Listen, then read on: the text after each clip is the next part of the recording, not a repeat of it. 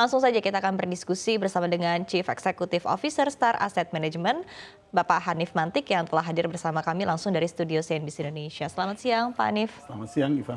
Terima kasih sudah bergabung bersama kami siang hari ini. Baik, Pak Hanif, kita lihat ya sebetulnya market kita cukup challenging bisa dikatakan ya dalam beberapa waktu terakhir begitu ya. Setelah di pekan lalu koreksi yang cukup signifikan, kemarin juga dirasakan lagi begitu ya. Dan di tengah-tengah itu juga sebetulnya sempat ada sedikit rebound ya. Nah, Anda sendiri melihat sebetulnya kondisi dari pasar ekuitas kita ataupun juga overall pasar keuangan kita di tengah kondisi dan juga sentimen yang ada saat ini seperti apa? Ya. Jadi memang kalau kita flashback sedikit lah dari awal tahun itu kan sebenarnya relatively membaik ya pasar modal kita ya. IHSG saat itu sempat rising sampai 7.400 ya, meskipun sekarang pullback lagi kan di 7.000-an.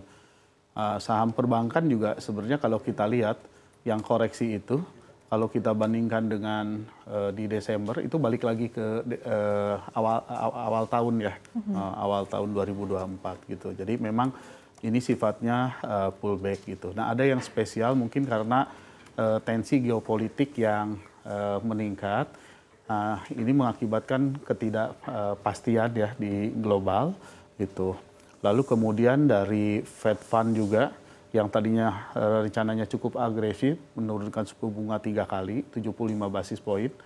Sekarang hanya 1 kali kan, 25 basis atau higher for longer gitu. Jadi orang melihatnya, wah berarti pemulihannya tidak secepat yang dibayangkan gitu. Mengapa? Karena suku bunga ini sebenarnya berdampak positif kalau turun itu bagi pasar modal. Jadi kalau turunnya lebih lama gitu ya, apalagi sempat naik gitu kan, Bank Indonesia kan sempat naikkan BI rate ya, 25 basis dari 6 ke 6,25 gitu untuk menahan kejatuhan rupiah. Nah ini yang kira-kira yang terjadi di bulan April ini. Tapi menurut saya itu semua tuh wajar sih, koreksi yang wajar ya. Gitu. Apalagi setelah musim pembagian dividen ya untuk emiten perbankan. Oke, baik. Kita mungkin akan melihat di sektor perbankan ya sebagai backbone untuk pergerakan indeks harga saham gabungan kita. Begitu tadi Anda menyampaikan bahwa sebetulnya level yang ada saat ini nih pullback balik lagi ke posisi yang mirip-mirip dengan awal tahun begitu. Tapi apakah ketika kita melihat outlook-nya ya untuk di sepanjang tahun 2024 ini artinya target-target pertumbuhan ataupun juga target-target growth untuk pasar ekuitas kita begitu di pasar domestik kita ini artinya tidak akan setinggi yang diekspektasikan di awal.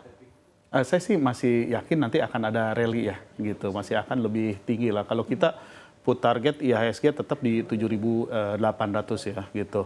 Bahkan kalau kita lihat misalnya valuasi dari saham perbankan tadi yang tertekan itu price to earning ratio itu sekitar 10 kali sekarang ya. Kita targetin di 12,5 kali. Artinya kan kalau dari sisi potensi capital gain itu masih 25% ya.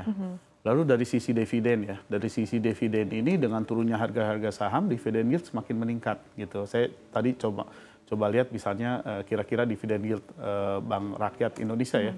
Itu bisa ngasih sekitar 6,7% lah untuk tahun ini ya di laba tahun ini gitu untuk diberikan di tahun depan gitu. Jadi ini sebenarnya prospektif baik dari sisi valuasi maupun dividen yang diberikan.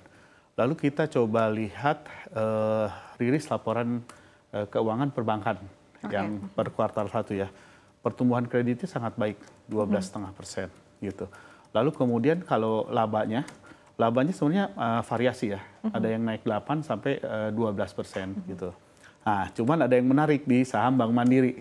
Nah, saham Bank Mandiri itu kuartal 4 kemarin sangat strong resultnya dibanding kuartal 1 ini gitu. Tapi kalau dibandingkan year on year sebenarnya dia masih tumbuh 8%. Cuman kalau dibandingin satu kuartal kesannya negatif sih, negatif di atas 10% gitu ya, laba bersihnya gitu. Tapi kejatuhan untuk perbankan big caps kita sebetulnya dimulai betul-betul terasa adalah ketika Bank Indonesia menaikkan suku bunga acuan 25 basis point begitu. Esok harinya kita bisa melihat koreksi yang cukup signifikan, kemudian diikuti lagi dengan pekan ini yang koreksi juga cukup dalam begitu. Tapi apakah itu betul-betul artinya diperhatikan oleh para pelaku pasar menjadi sebuah concern tersendiri begitu terhadap kinerja perbankan akan seperti apa di era suku bunga yang lebih tinggi artinya?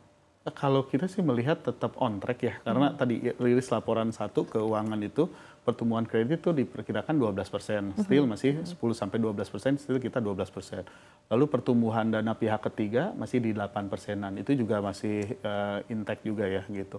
Net interest margin juga saya kira masih sama lah ya gitu dengan kenaikan tersebut. Jadi secara fundamental harusnya ini merupakan entry yang cukup lumayan menarik sih kalau menurut saya sih ya gitu. Nah kita juga harus ingat saham perbankan itu ada mungkin 4 atau 5 saham perbankan itu kan ada di 10 market kapitalisasi terbesar di IHSG ya. Jadi ketika mereka keluar tentu salah satu yang akan kena heavy selling itu saham-saham sektor perbankan. Oke, baik. Nah, kemudian tadi Anda juga menyampaikan begitu ya bahwa outlook-nya masih cukup optimis di 7.800 untuk indeks harga saham gabungan kita di akhir tahun begitu. Nah, tapi mungkin secara timeline sendiri akan seperti apa? Karena kita baru memasuki bulan Mei ya, sentimennya biasa adalah sell on May and go away begitu hingga bulan baru akan masuk lagi, biasa baru mulai ramai lagi. Capital gain-nya mungkin bisa akan meningkat lagi. Ini adalah di periode Oktober hingga akhir tahun begitu. Tapi untuk timeline-nya sendiri, apakah mungkin ada sedikit perbedaan di tahun 2024 ini ketimbang dengan tahun-tahun lainnya? Ya, mungkin kalau ada perbedaan kalau kita lihat tuh mungkin di pasar Amerika ya, karena di pasar Amerika sendiri kan sekarang ada pemilihan presiden nanti di bulan Oktober November ya gitu. Kalau dari sisi kita sendiri sebenarnya sudah hal-hal yang sifatnya wait and see sudah selesai semua lah gitu ya gitu. Jadi menurut saya sih nggak akan terlalu banyak perubahan. Tetap saya akan yakini akan ada rally di akhir tahun ya gitu. Tapi memang periode setelah pembagian dividen terutama ya bulan April, Mei gitu. Bahkan kadang-kadang sampai Juni ya itu periode koreksi sih. Jadi kalau orang mau istilahnya ambil posisi di sana ya, karena nanti menjelang akhir tahun dia akan rally dan biasanya kan ada dividen interim ya di bulan Oktober sampai November gitu. Oke, baik. Kemudian dari strategi portofolio yang dilakukan dari Star Asset Management sendiri seperti apa begitu tadi di momen sell on May and go away, kemudian juga di tengah momentum perbankan yang saat ini juga tengah dilepas oleh para investor begitu seperti apa? Apakah memang masih mengikuti ya investor pada umumnya saat ini tengah melepas aset-aset di sektor perbankan terlebih dahulu? Kalau saya lihat sih mungkin kalau posisi investor ya yang ada di kita itu relatively ambil posisi konservatif sih.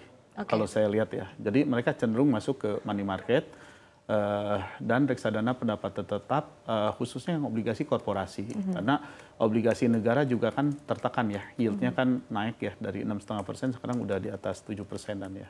Gitu. Jadi orang cari aman dulu, dia nggak tahu bottomnya berapa lah kira-kira gitu ya. Dia parkirin dulu uangnya di pendapatan tetap sama money market sih, cari yang konservatif ya. Artinya turut melepas untuk saham perbankan terlebih dahulu saat ini?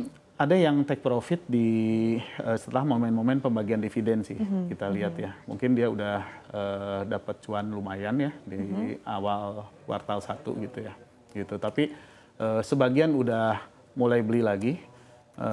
Tapi sebagian keep investing aja yang nggak take. Ada juga yang sama sekali nggak take profit ya. Gitu gitu. Oke. Ini kita masih membahas sektor perbankan ya, karena ini sangat menarik begitu pergerakannya dalam beberapa waktu terakhir begitu. Ekspektasinya dari Anda sendiri, Pak Hanif begitu ya, berkaitan dengan periode ataupun juga momentum yang ada saat ini begitu pelemahan di sektor perbankan, apakah memang masih akan berlangsung cukup lama, apalagi juga kita masih wait and see kebijakan dari the Fed begitu ya, dan seperti apa dari Bank Indonesia juga, apakah higher for longer ini akan terjadi atau seperti apa begitu, apakah ini masih akan berlangsung cukup lama? Ya kalau dari sisi siklus ya, biasanya kan tadi yang saya jelasin lah 3 bulan gitu. Nah 3 bulan periode koreksi. Nah kemarin kan ada kenaikan BI rate dari 6 ke 6,25 ya. Nah dampak BI rate itu biasanya juga mulai terasa ke market untuk penguatan rupiah ya. Antara 15 hari sampai 30 hari setelah BI rate naik lah. Jadi kita akan lihat bulan depan mungkin rupiah kita bisa lebih menguat sedikit ya gitu. Dampak kenaikan dari BI rate itu tadi. Oke, tadi untuk perbankan sendiri akan seperti apa? Kalau perbankan balik lagi ya, kalau saya lihat kuartal 1 dia pertumbuhan kreditnya masih cukup bagus 12%, dana pihak ketiganya juga tumbuh 8%, dan ini relatif sepanjang tahun akan seperti ini ya